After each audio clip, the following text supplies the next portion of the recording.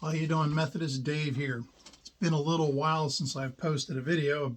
I had surgery on my left eye, and the bleeding was stopped. So now I have full field of vision, but it's very, very blurry. So until that clears up and straightens out, I still have to wear the old horse patch here. But my eye is improving, and for those of you who've been praying for me, I appreciate it. Sporting my Eagles attire here today. World champion, Super Bowl, and supporting the team. We come today to chapter 24.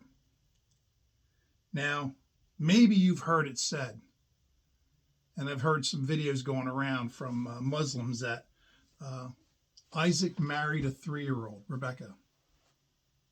I have no idea where they get that idea from, but let's talk about this.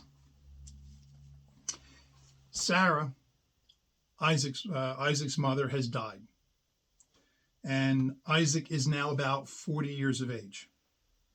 And Abraham is mourning the passing of his wife. He would be about 140.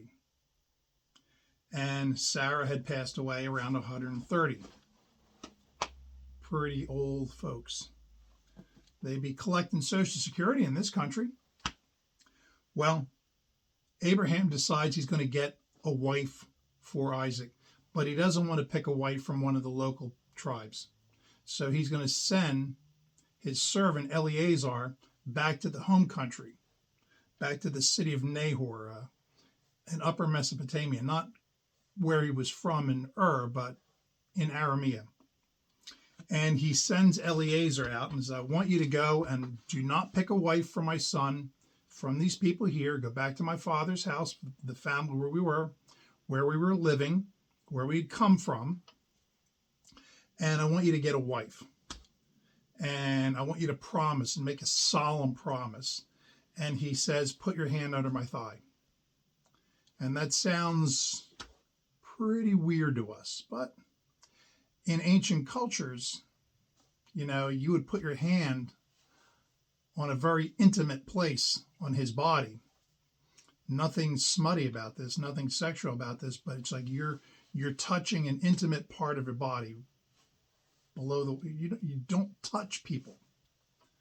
And this is a solemn vow that that you have been allowed that close to me, that I trust you. It exudes the amount of trust that Abraham is giving to Eleazar. Promise me that you will find a wife like this. And Eleazar says, what if she won't come? At the mercy of the woman. If she refuses to come, what happens? Abraham says, if she refuses to come, I will free you from your promise. So Eleazar packs up 10 camels. And it says in the text, with all of Abraham's wealth, I'm not entirely certain it was all of Abraham's wealth. I'm fairly sure it was a lot of Abraham's wealth. He travels to the city of Nahor. Nahor was the brother of Abraham, where Bethuel, Abraham's nephew, lives. And Bethuel has a daughter named Rebekah. Now, on the way out there, Eleazar says a prayer to God, Lord, how will I know that this woman that you want for my master's son, how will I know? Lord, send me a woman who will not only give me a drink, but will also offer to water my camels. Eleazar has 10 camels with him. A camel can hold up to 25 gallons of water. That is 250 gallons of water. Water runs basically 8 pounds a gallon. 2,000 pounds of water. A ton of water. Now, I don't know where they come up with this 3-year-old age for Rebekah. But if she really was 3 years old, a 3-year-old who can draw a ton of water out of a well, that's got to be some 3-year-old, huh? I don't believe so. So he comes to the well in the city of Nahor, and he's sitting there by the well, and he's watching the girls come out, and he sees this particularly lovely young lady, and maybe something tells him in his spirit, she's the one. She's beautiful. He says, young lady, would you mind getting me something to drink? As she pulls her jar up. Now, in the Middle East, hospitality is important. That when a visitor comes, that you offer hospitality to that visitor. But you are required only to show hospitality to the visitor. She is under no compunction to tend to his animals. So she says, sure, here's a glass of water. And she pours him a glass of water. And without asking, she says, and I'll draw water for your camels as well. And it says in the text that she gave the camels as much as they wanted to drink. Now, it probably wasn't 250 gallons of water. You know, the camels that can hold 25 gallons of water each, maybe they weren't quite so dry, but this is the maximum that they could have held. So she could have possibly pulled up 2,000 pounds of water from that well. And remember, she's got to pull it up by rope. This is going to take her probably a couple of hours to do. A long, back-breaking, tiring job that she didn't have to do. And when she does it, he pulls out a golden nose ring. They wore nose rings then. It's not a new fashion. And a couple of golden bracelets, and gives them to her. Please, can I stay with your family? Can I stay at your father's house? So she takes him to her father's house, and these 10 camels loaded down with stuff, and her brother, Laban, comes out, and he sees all the stuff, and he's kind of like Eddie Haskell. Gee, mister, can I feed your animals? And he takes all the stuff off the camels, and he gives them straw and feed and beds them down and takes them in, and they bring Eleazar into the house, and they will, here's some food. And Eleazar's like, look, I'm going to tell you why I'm here, and I won't touch any food until I finish my story. So I serve Abraham, your relative. He has a son that was born in his old age named Isaac. Isaac is of an age he wants a wife. So Abraham sent me to find a wife. And on the way I says, Heavenly Father God, if you want me to find a woman here, let her not only offer me a drink, but let her water the camels too, as much as they want. And I got to the well and I sat there and I asked your daughter for a drink, and she gave me the drink, and she said, let me water your camels. And she pulled all this water out and watered the camels. And I knew in my heart that this is the woman that God has picked out for my master Abraham and his son Isaac. And I would like to take her back to Abraham, and she will be Isaac's wife. And so that you know that your daughter will be well prepared and provided for. All the stuff that you see on the camels will be hers.